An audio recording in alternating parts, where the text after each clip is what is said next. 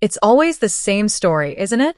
The people who once pretended not to know you, who made you feel invisible when all you wanted was a little love, a sliver of attention, suddenly come back into your life when they hear your name whispered in rooms they never imagined you'd enter. They want to pretend the past never happened, to act as though the years they neglected you were just unfortunate misunderstandings, rather than deliberate cruelty and cold-hearted abandonment. My name is Rebecca Harris, and for as long as I can remember, I was the outcast in my own home. The black sheep, the overlooked daughter, the sister who wasn't good enough, clever enough, thin enough, or charming enough to fit into the perfect portrait my family painted of themselves. I was born last, and that somehow meant I was born least. My older sister, Emily, with her polished manners, her golden hair, and her academic trophies, was the pride of my parents' world. My brother, Thomas, always so articulate and ambitious, was treated like the heir to a throne. And me? I was the one they forgot to pick up from school on more than one occasion. I was the one who blew out the candles on her birthday cake alone after everyone got too busy or had to reschedule. I was the one who sat on the cold kitchen floor at 15, bleeding from the wrist and trembling, only to be told not to make a scene when I finally confessed I wasn't okay. So I learned to shrink, to keep my emotions tucked inside like folded napkins no one wanted to use. I stopped asking for help. I stopped expecting birthday cards or hugs or any kind of approval. And over time, I built an entire life around the belief that I had to earn love, not just receive it. And if I couldn't earn it from them, then I would prove my worth elsewhere. I moved to New York when I was 21 with 2 suitcases, a degree in hospitality, and absolutely no backup plan. I worked 16-hour days planning weddings I'd never be invited to, running errands for executives who didn't remember my name, and sleeping in a studio apartment so small I could touch the front door from my bed. There were nights I cried myself to sleep while clutching old photographs of my family, photos where I was half cut from the frame, barely even visible, and wondered what it would take for them to finally look at me and say, "We see you, Becca." They never did. Until I met Nathaniel Cole, and suddenly, I wasn't invisible anymore. Before we go further, if you've ever felt discarded or rejected by your own blood, if you know the sting of being left behind by the very people who are supposed to love you unconditionally, then consider subscribing to this channel. I promise, you're not alone, and what's coming next will shake you to your core. I met Nate on a rainy Thursday afternoon during what was supposed to be a routine catering setup for a high-profile charity auction. I was running on 4 hours of sleep and an energy drink that tasted like battery acid. I was adjusting floral arrangements and preparing the staff schedule when a man in a tailored navy suit walked up to me in a bit of a panic. His cufflink had snapped, and he needed help getting ready to deliver the keynote speech. I didn't know then that I was standing face-to-face with the CEO of Cole Enterprises, one of the largest commercial real estate developers in the country. All I saw was a man trying to stay calm in a moment of chaos, and I helped him, without thinking twice. After that night, he kept finding excuses to see me again. Meetings turned into coffee breaks. Coffee breaks turned into dinners.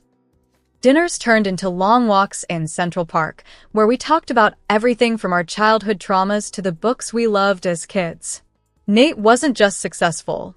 He was genuine. He remembered things about me that no one else ever cared to notice. The way I always ordered peppermint tea when I was nervous. The way I hummed the same song when I concentrated. The way I always touched the edge of my necklace when I was about to cry, but didn't want anyone to see. He saw me. Not just the version I presented to the world, but the raw, unfiltered, messy me. And he loved me anyway. 1 year later, we were married in a private ceremony on the cliffs of the Amalfi Coast.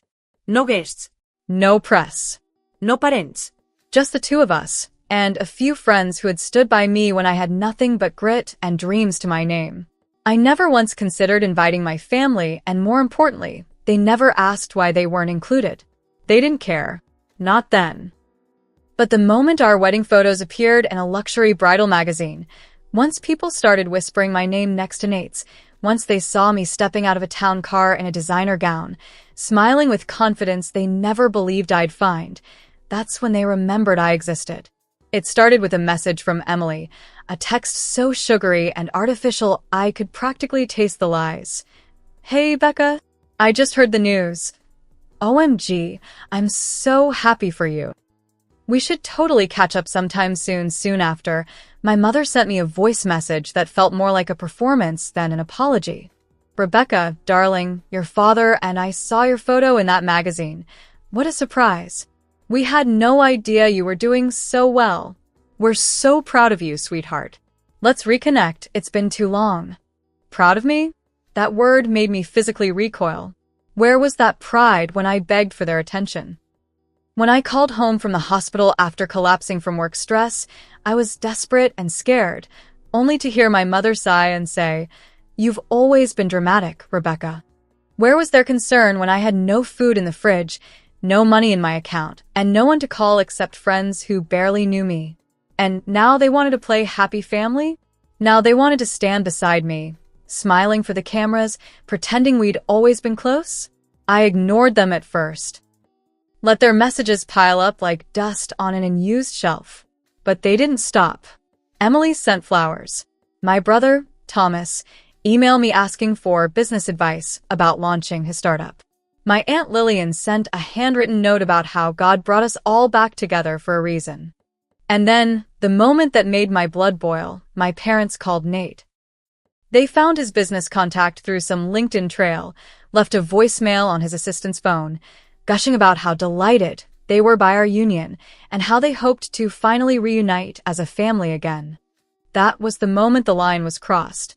Because now, it wasn't just fake smiles and empty words. They were invading my life, trying to cozy up to my husband, the same man I had cried to about the years of pain they caused. They didn't care about me. They cared about access. So I made a decision. I wasn't going to shut them out. Not yet. No, that would be too easy. Too clean. If they wanted access, if they wanted to play family, then I'd give them the spotlight they were begging for. But I'd make sure the world saw everything. The lies, the manipulation, the truth behind the smiles. They wanted a stage? I was going to give them one. I started planning the event the next day. A massive black tie gala, hosted by the Rebecca Foundation, a new charity we'd founded to support young women in the foster system, girls who had been abandoned, overlooked, and forgotten just like I had once been. It would be a glamorous night. Celebrities, journalists, influencers, socialites. All of New York's elite would be there. And so would my family. I'd send them invitations. Let them walk through the grand ballroom thinking they were finally being welcomed back into my world. Let them smile, pose, drink champagne, and pretend we'd always been close. And then, I'd show everyone the truth. I didn't want revenge in the form of violence or anger. No. I wanted the kind of revenge that couldn't be denied or washed away. I wanted the truth to do the damage. They had buried me for years. Now, I was going to bury their reputation with facts. They walked into the ballroom as if nothing had ever happened. As if the years of silence and rejection had been a brief misunderstanding. As if they had always been part of my journey. As if they deserved a place at my side now that the lights were bright and the music was soft and the guests were dressed in silk and diamonds. The grand hall shimmered with crystal chandeliers, tall white orchids, and navy velvet drapery embroidered with golden threads. Waiters in tuxedos served champagne from silver trays, and camera flashes flickered like fireflies across the marble floor. My name was written in gold across the wall, the Rebecca Foundation Gala, and everything about the night felt like a triumph on the surface. And then they arrived. My mother, Margaret, was dressed in a floor-length gown the color of cold steel, her pearls perfectly aligned, her smile a familiar mask I had seen her wear in church and on Christmas cards. My father, George, walked beside her with a hand on his cane and a stiff jaw, his eyes scanning the crowd like a general surveying a battlefield. Emily, my older sister, looked radiant and polished, dressed to impress, her makeup flawless, her voice airy and warm as she greeted everyone as if she belonged there. Thomas, my brother, came with a date I didn't recognize and a self-important look on his face as he stared up at the banners, his name nowhere to be seen. they hadn't changed. Not one bit. I watched them from the balcony overlooking the ballroom, hidden behind a sheer curtain, letting them soak in the atmosphere without knowing they were under surveillance. I could see the way they moved, the way they smiled too wide and spoke too sweetly to anyone who asked, "Are you part of Rebecca's family?" And they all gave the same response. "Of course. We've always been very close." That was when I knew I had made the right decision by inviting them. Not out of forgiveness, but strategy. They wanted in. They wanted proximity to my name, to my wealth, to the success I had built brick by bloody brick without them. So, I gave them space to perform. About 30 minutes in, I descended the stairs, my husband Nate beside me, his hand in mine, dressed in a midnight black suit and eyes focused only on me. The moment the music softened and I stepped into the light, I could feel their eyes turn toward me, not just my family's, but everyone's. And then the applause began. It wasn't for them. It was for me. And for the first time in my life, standing under that chandelier, hearing strangers cheer my name, I felt what it was like to be seen and celebrated, not for what I pretended to be, but for exactly who I had always been. But of course, the performance wasn't over. After the opening remarks and a brief speech from the board, there was a break for socializing, and that's when they made their move. Margaret approached me first, gliding across the room like a swan floating on still water, her voice gentle, calculated. "Rebecca, sweetheart, you look magnificent." I didn't smile. I didn't respond. I simply tilted my head slightly and said, "Mother," with the same cold tone she used on me when I was 17 and failed to get into her alma mater. Behind her, George stepped forward, extending a hand. "We're very proud of you," he said, his voice cracking like an old chair leg. "Very proud." A phrase that would have meant the world to me 15 years ago. Now it felt counterfeit. I nodded, nothing more, and turned slightly to greet another guest. But they didn't take the hint. Emily soon joined in, wrapping her arms around me like we'd spent summers laughing on porches and baking pies together. "Becca, this is incredible," she gushed. "I can't believe how far you've come. We should definitely do brunch sometime soon, just the three of us. Like old times." I could barely suppress the laugh that rose up in my throat. Old times? The old times she referred to were the same years she used to lock me out of our shared room, call me pathetic when I cried, and tell everyone at school that I was just her cousin because she was embarrassed to admit I was her sister. I nodded again, said nothing. But that silence, that power, made them nervous. They began to crowd me more, asking questions. They were all too eager to offer advice on how to expand the foundation, too enthusiastic about getting involved in future events, and Margaret, always the strategist, mentioned how our family name might add credibility to the board. That's when Nate stepped in, placing a firm hand on my back. His voice was smooth but stern. "I think Rebecca has everything under control." The way he said it, direct, unbothered, final, made them falter. But they weren't done. Because during the next hour, while the auction was running and the cameras were turned away, they began their second act. Emily went to talk to our PR team. Thomas started speaking to board members. My father even approached one of our financial partners, claiming he was a silent advisor to the family charity. They weren't just here to reconnect. They were trying to insert themselves into my business. And that's when I began to feel it, that old pain stirring in my chest. Not just from what they were doing now, but from every time they had taken something from me when I was too weak to stop them. I remember the birthday cards they forgot to send. The way my piano was sold without asking me. The way Emily had once stolen the only job interview I had landed in high school, showing up in my place to claim credit for my work. The years they called me dramatic, needy, too sensitive. And now here they were, trying to smile and charm and position themselves as family advisors to an empire they didn't help build. They hadn't changed. They had just changed tactics. And I had waited long enough. Right in the middle of the evening, while a renowned pianist played softly behind the curtain and the crowd was mingling over glasses of Bordeaux, I stepped onto the stage for a brief intermission speech. I tapped the mic once, cleared my throat, and addressed the crowd. "Ladies and gentlemen, thank you for being here tonight. Your generosity means the world, not just to me, but to the hundreds of young women we support. Women who, like myself, grew up feeling invisible, discarded, or simply unwanted by the very people who should have loved them the most. I paused. Let the words breathe. I used to believe that success would be the thing that made people love you. That if I just became something big enough, loud enough, bright enough, maybe the people who forgot me would finally remember my name. A few murmurs in the audience. Some confusion. And then I said, but here's what I learned. Some people only come back into your life because they see something they want from you.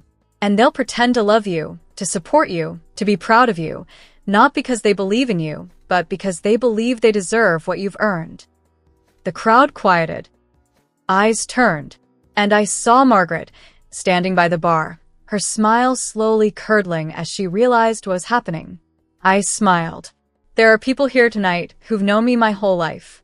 And yet, not one of them was there when I was hungry, or homeless, or hospitalized. Not one offered a hand, but they're here tonight, dressed up, smiling, talking about how proud they are, how much they've always loved me. And to them, I say this. I looked directly at them now. All four of them. Love doesn't arrive once the cameras turn on. And you don't get to claim someone you abandoned just because they made it without you. And right there, in that frozen moment, their faces went pale, masks slipping, eyes flickering with rage, embarrassment, and fear. If you're still watching this and want to hear how the story ends, how they retaliated, and how I turned it all back on them, make sure to subscribe. What happens next is the part that no one expected, not even me. Because they weren't done trying to destroy me, and they were about to make one final move. The following morning, as the soft light of dawn crept over the windows of our penthouse and spilled quietly onto the marble floors, I stood barefoot in the kitchen, wrapping my hands around a steaming cup of tea, trying to shake the echo of last night's chaos from my bones. The gala had ended only hours before, yet already the memory of their faces, my so-called family, was burned into my mind with such clarity it might as well have been branded there. I couldn't unsee the tight-lipped smiles, the practiced grins, the desperate twinkle in their eyes that tried so hard to mask the rising panic when I took the stage and told the world exactly who they were without ever saying their names aloud. But as I stood there, half proud, half hollow, I knew one thing with absolute certainty. They weren't going to disappear quietly. People like that never retreat unless they've tried every underhanded move they can think of. And unfortunately, I had underestimated just how desperate they were to insert themselves into my world again, not because they cared about me, but because they couldn't stand being left behind now that the spotlight had finally turned in my direction. My phone rang. I checked the screen. Amanda, our foundation's legal director. She never called this early unless something was wrong. I picked up. Her voice was quiet but sharp, as if she had rehearsed the words a dozen times before saying them aloud. Rebecca, I need to inform you that we've received an anonymous complaint alleging financial misconduct within the foundation, specifically connected to your personal expenses. At first, I didn't speak. I just stood there, frozen, watching the steam rise from my cup like smoke off a battlefield. The words didn't register, not immediately. They didn't feel real. But the moment they did, I felt my heart drop through my chest and land like stone at the bottom of a well. They were accusing me of stealing from the very thing I had built to help girls like me. Not a misunderstanding. Not an error. A targeted, malicious attack meant to tarnish everything I had sacrificed for. Amanda continued, her tone unwavering.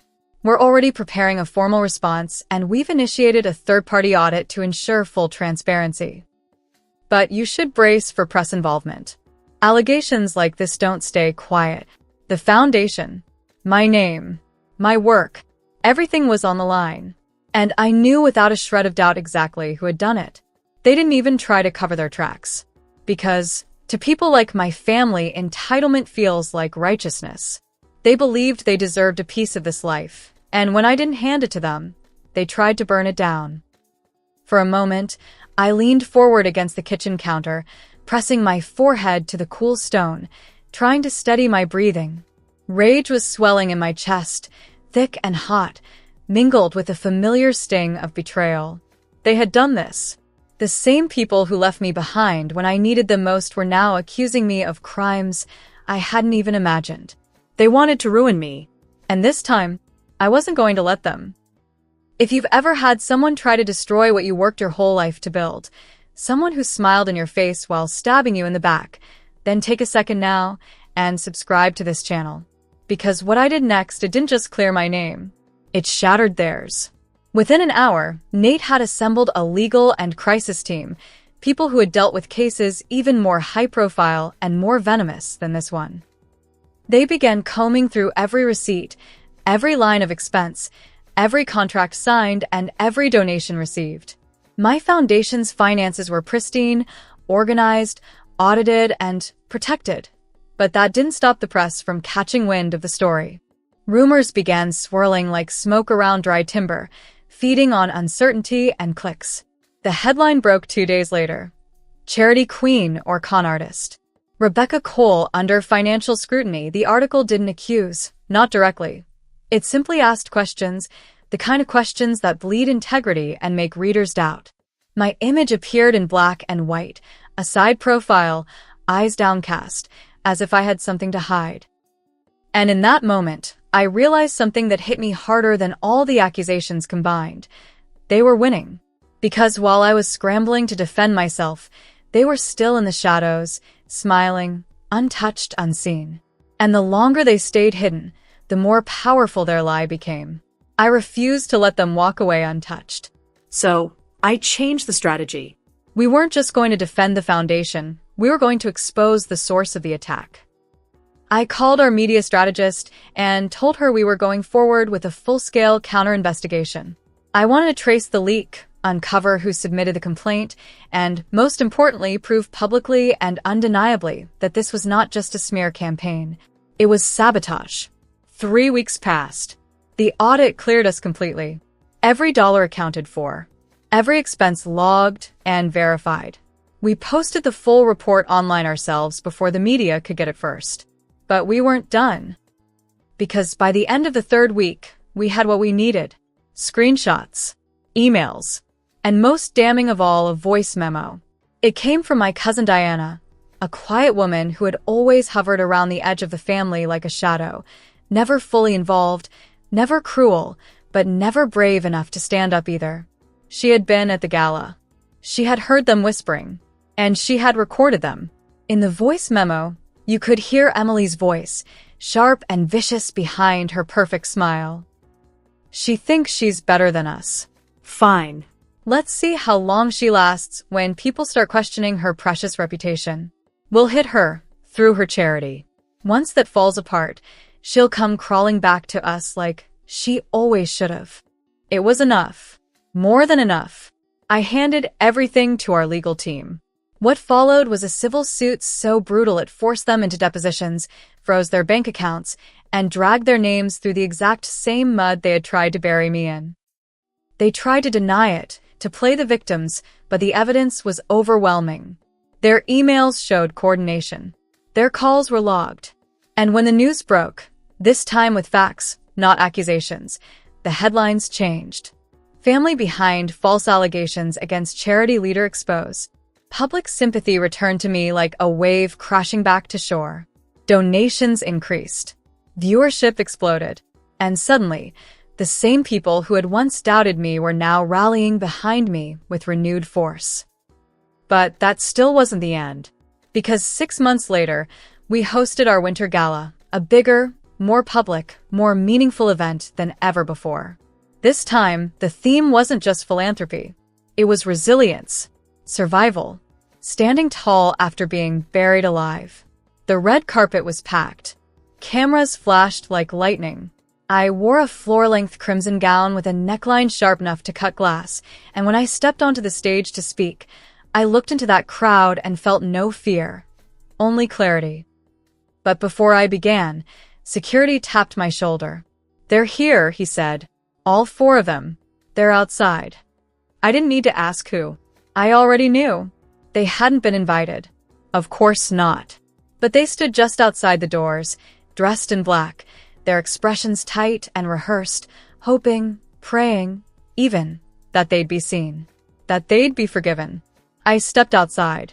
Snow was falling gently now, dusting their shoulders, their eyelashes, the pavement around their feet. They looked at me like strangers caught in a place they didn't belong. Emily opened her mouth. "Rebecca," no, my voice was calm even. "You don't get to stand out here and pretend that what you did was a mistake. You tried to ruin me. You lied. You defamed me. You tried to destroy the one thing I built from nothing because you couldn't stand that I did it without you." Thomas looked at the ground. Margaret's mouth was tight with frustration. George had the nerve to look offended. I took a breath. I am not your scapegoat. I am not your backup plan. I am not your property. I am not your failure. And I will never, ever let you near me again. And with that, I turned and walked back inside. If you've made it to the end of this story, if you've ever had to stand alone, fight back, and speak the truth even when no one believed you, then take a moment right now and subscribe to this channel. Because your story matters. Your voice matters. And no one gets to silence you just because they once held your past. I left the doors behind me, the snow closing over their footsteps like nature erasing them from my life.